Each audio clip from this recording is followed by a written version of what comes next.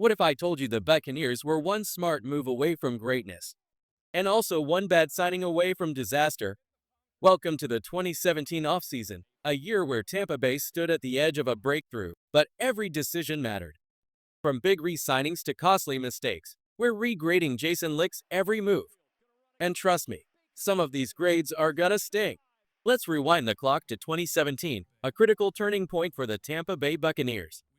The Bucs had just come off a solid 9-7 season in 2016. Expectations were rising. Fans were buzzing. Could they finally build on that success and become a serious playoff team? Well, that depended on what general manager Jason Licht did next. And in this video, we're grading every major move from that offseason, the good, the bad, and the just plain confusing. Let's start with some key departures and re-signings. The Bucs released cornerback Alteron Werner, a veteran player who just didn't fit anymore. After drafting Vernon Hargreaves and signing Brent Grimes, there simply wasn't room for Werner to play a major role.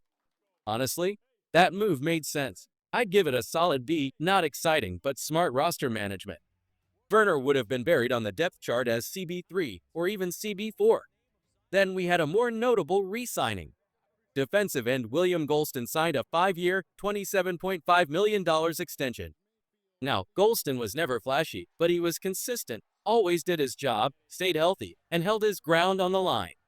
For that reason, I give the move a C+. Good value, decent upside, just not a game changer. Now, the Bucs also brought back a few familiar names, guys like Chris Conte, Jacquizz Rodgers, Josh Robinson, Joe Hawley. None of them were stars, but all of them were valuable depth pieces.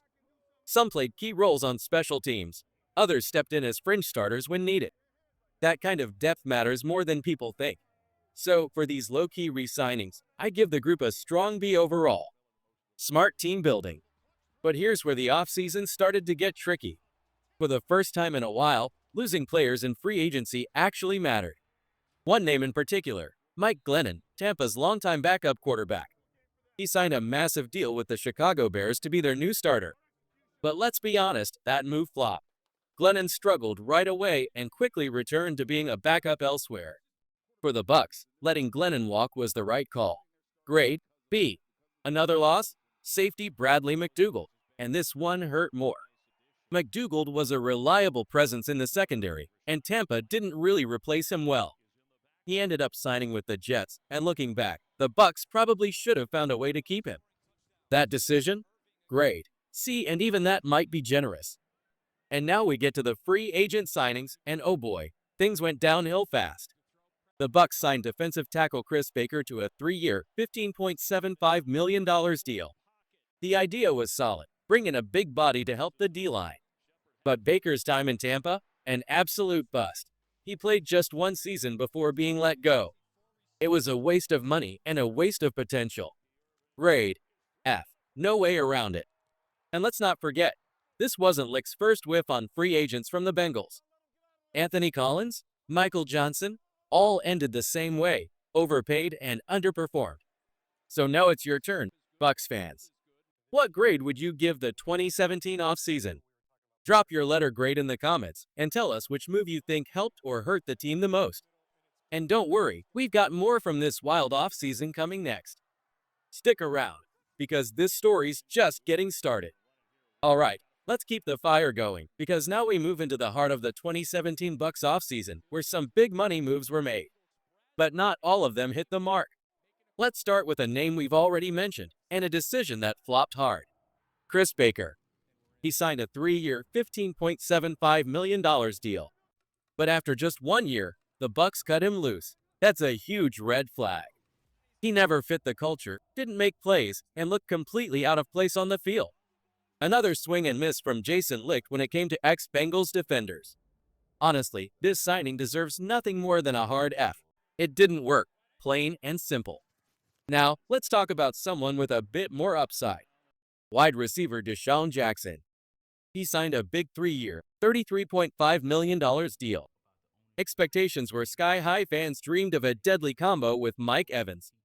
Jackson was supposed to bring speed, explosive plays, and take the top off defenses. But let's be real, it never fully clicked. He showed flashes, made some deep grabs, and gave Tampa a vertical threat they lacked. but the chemistry just wasn't consistent. Still, he wasn't a bust. He was solid. If he had played under Bruce Arians, who badly wanted to keep him, maybe things would have gone differently. Final grade? B. He had value, but never became the star many hoped for. Next up, Fitzmagic. Ryan Fitzpatrick was brought in on a one-year, $3 million deal. And let's be honest, for that price, that was a steal. He was exactly what you want in a backup: experienced, fearless, and always ready to make something happen. There were moments where Fitz and Jameis Winston looked like clones, both aggressive, both unpredictable, and both throwing fire when they were hot. There was locker room tension at times, sure, and Fitz was never going to be the long-term answer. But in terms of value and impact, I give this move a B+. He brought energy, experience, and that spark fans love. Now onto a move that didn't age well. TJ Ward, former Pro Bowl safety, was brought in on a one-year, $4 million deal. This was Tampa's attempt to replace Bradley McDougald, but it didn't work. Ward was a big hitter, the kind of safety who made receivers think twice about crossing the middle. But the NFL was changing fast.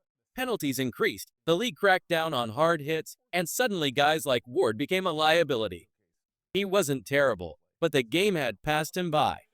Great, C, not awful, but the BUCS would have been better off just keeping McDougald in the first place. Now let's shift gears and talk NFL Draft. Round 1, pick 19, tight end O.J. Howard. This one still stings a bit. O.J. had all the tools, size, speed, hands, but it just never turned into consistent production. He showed flashes, had big plays, and fans kept waiting for the breakout. But it never fully came. He was decent, better than some past picks, but not worth the 19th overall slot. Final grade, C+. Not terrible, but definitely not what fans hoped for. Round 2, pick 50, safety Justin Evans. This one is tough to judge. When healthy, Evans was really good, fast, smart, and physical. But injuries absolutely crushed his career. He just couldn't stay on the field long enough to make a lasting impact. And that's not his fault, but it still matters. Grade, C+. Not a bad pick, just an unlucky one. So now I want to hear from you. Which move from the 2017 BUCS offseason hurt the most? Was it Chris Baker, letting McDougald walk? Or maybe O.J. Howard not living up to expectations? Drop your thoughts and letter grades in the comments, and let's build the real regrade list together. Imagine a career cut short by injuries before it even had a chance to shine. What if some of the biggest stars on the Buccaneers draft list had stayed healthy? What could have been? Today, we're diving deep into the biggest what-ifs and the real winners and losers of Tampa Bay's draft history. Get ready, because this story is packed with heartbreak, triumph, and surprises you didn't see coming. Let's talk about some of the biggest moments in Tampa Bay's draft history: the good, the bad, and the heartbreaking. First up, Justin Evans. This guy showed so much promise. He actually made a comeback to the NFL for at least a year or two after being out, which is impressive. Big respect to him for fighting back.